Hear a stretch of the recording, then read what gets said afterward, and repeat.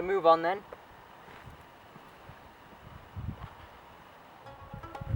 They dropped me off in the middle of nowhere with a foreigner's gun, CZ75 SP01. Where's my Walther? How am I supposed to get the job done without my bloody Walther? Honestly. Bloody cactus. This is a dangerous place.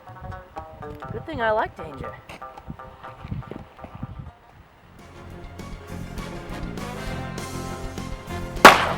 Ah!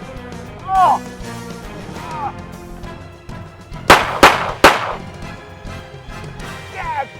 Dad! Dad!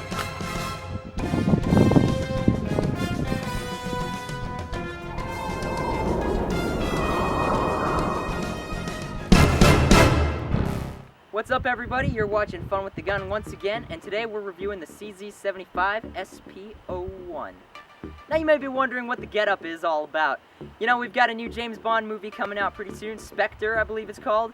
And, you know, James Bond is always using his Walther of all different sorts. But what if he didn't? We here at Fun with the Gun really like this gun.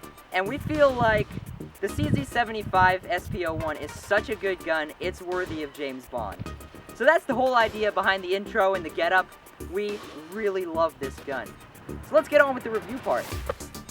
Alright guys, so one of my favorite things about this CZ75 SP01, what a mouthful by the way, is its accuracy. This gun is amazingly accurate, and when you couple that with its controllability, you have a gun that is dead on accurate. So I'm going to try and show you that right here. We're at about 7 yards. Let's see how many rounds I can put in the bullseye here.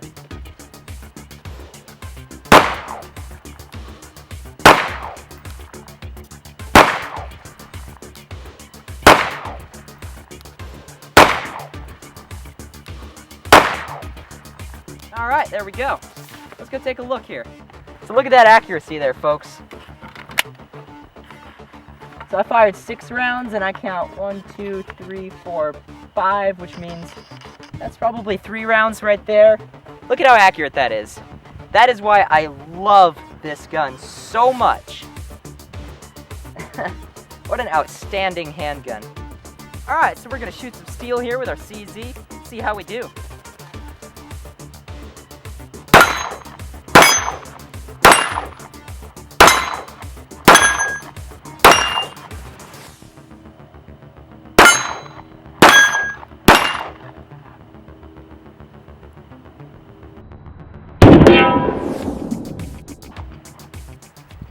Alright guys, review time. So, I'm going to give you a little general overview of the gun here, and then we're going to start talking about the things we like and the things we don't like.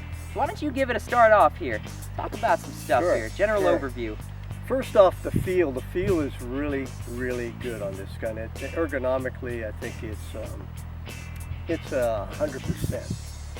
The bore axis is low. I like that. The slide is low. It's if you can see where the recoil comes straight back, almost straight back to your hand. Ideally, it would be like this, would be perfect, right? So because of that, you get a very light muzzle flip. Yep. I think it helps mitigate muzzle flip. It absolutely does. Yeah. I think the absolute favorite thing for me about this gun is the price. You know, it's $600. I don't think you can get a quality 9mm handgun. Or maybe you can, I don't know. But I've heard good things about Glocks. Yeah, someday we'll have one of those of our own. Glock's polymer, this is all steel, so it's heavy. Yep. Alright, so it has a Picatinny rail here built into the bottom part of the slide, or rather not the slide, but the frame. Here we've got ourselves an ambidextrous safety. Not sure if I can show that. Can't really activate it, but there you go. You got your ambidextrous safety. On the left-hand side of the gun, you've got your slide release, so there you go. We have tritium night sights here. These are True Dot tritium night sights. We've got a, I think this is rubber. Yeah, this is a rubber hand grip. Very comfortable, actually. Yeah, it feels very Hogue-like. You know? Yeah. I like those Hogue grips. Yeah, it's very comfortable. The ergonomics are fantastic of this grip. My only critique is that it's a little big for my hand, so I have trouble operating the controls here. But overall, these are very comfortable grips. We have a checkered back strap here, so that you have increased positive control for the gun. For bare-handed people, for gloves, just helps you get a better grip on that gun and control that gun. We've got just a left-hand side mag release, no ambidextrous mag release. It's not an ambidextrous gun, really. The only ambidextrous part is the safety. Apart from that, we've got our trigger. The mag well is also slightly beveled, so it's easier to... Ever so slightly. Yeah, but it is beveled for easier insertion of the mag. Yep. So, now we're going to talk about some things that we like about the gun. Yeah. So, you want to start it off again? Yeah, we liked all those things. Yeah.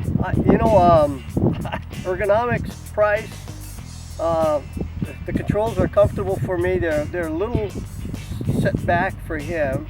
Yeah, my hands are really small. Yeah, I have a hard time getting a grip on this gun. Basically, what I have to do is, when I'm firing, I can hold it normally, but then when I have to activate either the slide release or the mag release, I have to kind of rotate the gun around so that my hands can get control over those controls.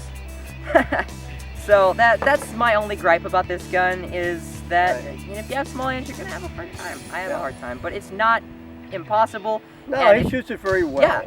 Okay. It's still 100% usable. It's not like it's unusable if you have small hands. So I just want to put that out there. Right. It is a gun that is, I think, pretty deadly if you need it for self-defense. The accuracy is excellent. But if you want to conceal carry, you might be weighted down. It might be a little heavy for you to carry all day. A little big. Yeah, a little big.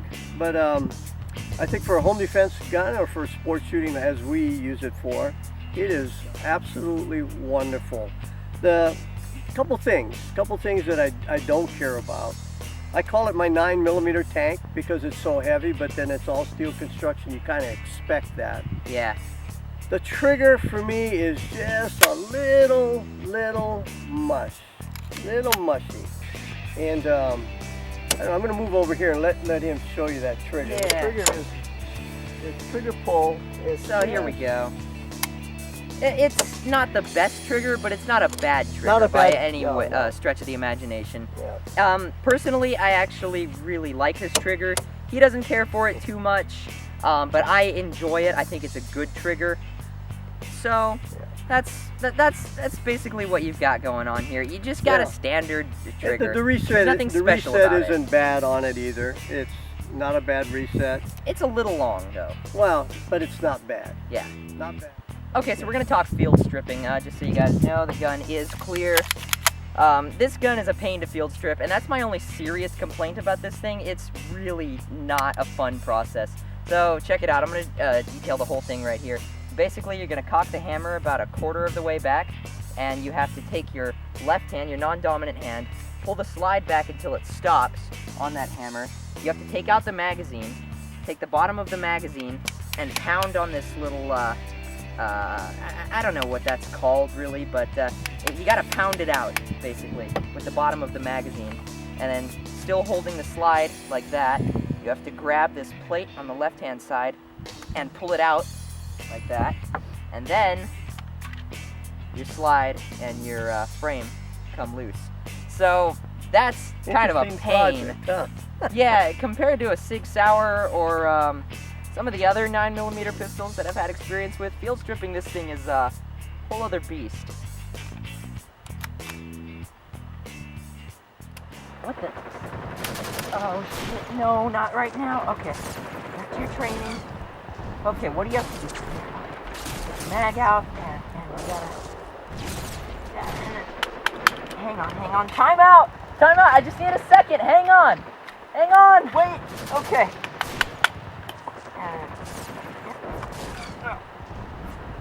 Oh, no, come on. Yes! Okay. So in the process of field stripping this gun, I discovered what I find is a hilariously ironic design oversight. So, to field strip the gun, you have to keep the slide back with the magazine out, and you have to tap on this little bevel here, or not bevel, but this part that's sticking out here. And you're expected to use the bottom of the magazine to tap it out. But the funny part is, the mags that this gun ships with have this big old hole in the bottom. Get a look at that. So while you're expected to take the bottom of the mag and pound out this thing here, you've got mags with holes in the bottom. So I just take the side of the mag and I just pound it out like so. And that tends to work out pretty well. But we have other mags that are MechGar mags, and they don't have this giant hole in the bottom, so it fixes the problem right there. But that's kind of a funny design oversight that it would ship with mags with holes in the bottom, and you're supposed to use it to tap out this plate. Kind of a funny thing. Okay, so one thing I said there were two things, right? One thing was the trigger. The other thing is that this baby is, oh man, I tell you what, everything is so stiff on it. And we do mean everything. Yeah, it is like a beast because it is stiff. Yeah, the slide is Racking stiff. back that slide, it's stiff. So is the mag release. The mag release is and also stiff. the slide release. All three of those are extremely stiff. Yeah. And if if you're kind of weak, if you don't have as much hand strength as you might like to have, right. You're gonna have a little bit of trouble here. You do it. I like to do it like that. Yep. You can probably still shoot the gun all day. I don't think, I don't have trouble. It's going to hamper you in any way. But it is a little stiff. Everything's tight on it. We've cycled more than 3,000 rounds through this gun. Oh yeah. And it's still as stiff as hell. So I don't think it's anything having to do with break-in or anything like that. It's just stiff. That's a stiff gun. Maybe you can replace springs and I'm sure fix you can. that. We don't know. We haven't tried. And the grips. There are a lot of aftermarket parts for this gun. We're going to get new grips for help his hand. Oh yeah, we'll see what works. Yeah. But anyways, I think that's going to finish it up. One last thing here concerning the trigger. I didn't talk about this. We did measure the weight off camera. We have our own trigger pull measurer. It came in at exactly 5 pounds. So it's a 5-pound trigger pull. Not bad, not good, just is. So I heard through the grapevine that Goldfinger's favorite soda is strawberry soda. Well, Mr. Goldfinger, this is what I think about your strawberry soda.